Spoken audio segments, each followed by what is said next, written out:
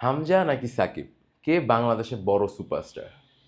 এ নিয়ে মনে হচ্ছে সোশ্যাল মিডিয়ায় একটা যুদ্ধই চলছে। কিন্তু আমরা কি ভুলে যাই যে সাকিব, হামজা দুজনেই বাংলাদেশের, দুজনেই আমাদের এবং দুজনেই পুরো বাংলাদেশের গর্ব। কেন আমরা তাহলে এই ভেদাভেদের সৃষ্টি করছি? কেন আমরা এই বিভাজন তৈরি করছি? আপনি দেখেন, সাকিব আল হাসান বাংলাদেশ ক্রিকেটের একজন গর্ব। তিনি বিশ্বের নাম্বার ওয়ান অলরাউন্ডার।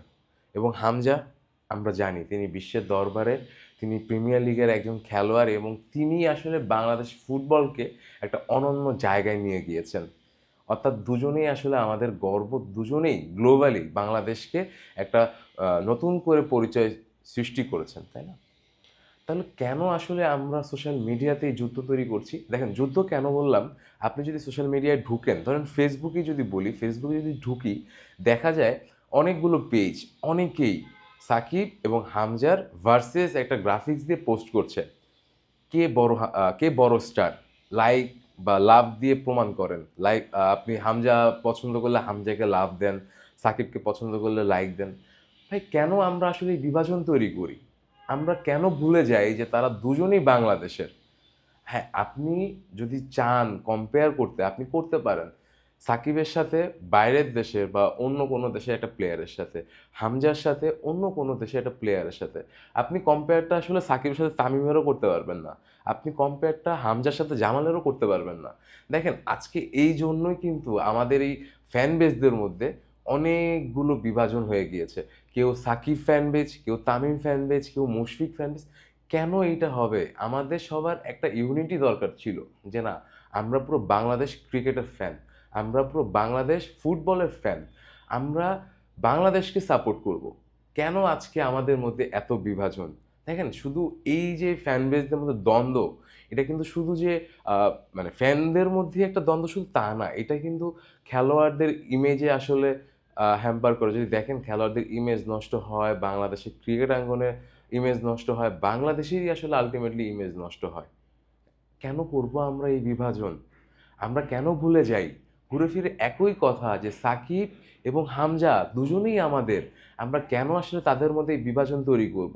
আপনি যদি খেয়াল করেন, ফেসবুকে এখন অহরহ পোস্ট পাবেন, অহরহ ভিডিও পাবেন, যেখানে আসলে তুলে ধরা হইতেছে কিভাবে কে কার থেকে এগিয়ে, কে কার থেকে পিছিয়ে। কেন আমরা একজনকে বড় করতে গিয়ে আরেকজনকে ছোট করব? কেন আমরা আসলে এই নোংরামিতে নামবো? আমরা দেখেন, আমার পেছনে একটা ছবি রয়েছে, যেখানে বাংলাদেশের পতাকা দুজনে ধরে রেখেছে, একজন সাকিব, একজন হামজা। এটাই তো আসলে সৌন্দর্য, এটাই আমাদের সৌন্দর্য। আমাদের মতামতটা হওয়াই উচিত ছিল এরকম, যে না, হামজা বনাম সাকিব, দ্যাটস নট পসিবল। হামজাও আমাদের, সাকিবও আমাদের। তাহলে কেন আমরা আসলে এই বিভাজনের মধ্যে যাই?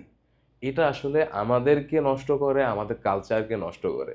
তো আমি সবাইকে রিকোয়েস্ট করব, প্লিজ আপনারা এই নোংরামিটা অ্যাভয়েড করবেন, আপনারা এই কম্প্যারিজনটা অ্যাভয়েড করবেন। হ্যাঁ, আমি একটু আগেও বললাম যে আমরা আসলে কম্প্যারিজনে যেতেই পারি। সেটা কিভাবে?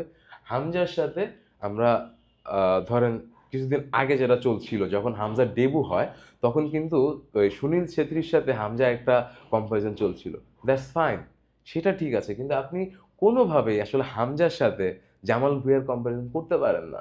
এই জিনিসটা আসলে মোটেও ঠিক না। দেখেন, আজকে এই ফ্যান বেসদের এই দ্বন্দ্বের কারণে কিন্তু তামিম সাকিব নিয়ে আমাদের এত গ্রুপিং। তামিমের ফ্যান বেস, সাকিবের ফ্যান বেস, এই ফ্যান বেসদের লড়াই কিন্তু তাদের মধ্যেও যে আসলে একটা প্রভাব তৈরি করে। সো আমি মনে করি না যে আমাদের নিজেদের মধ্যে আসলে এই ভেদাভেদগুলো বা এই বিভাজনগুলো সৃষ্টি করা দরকার।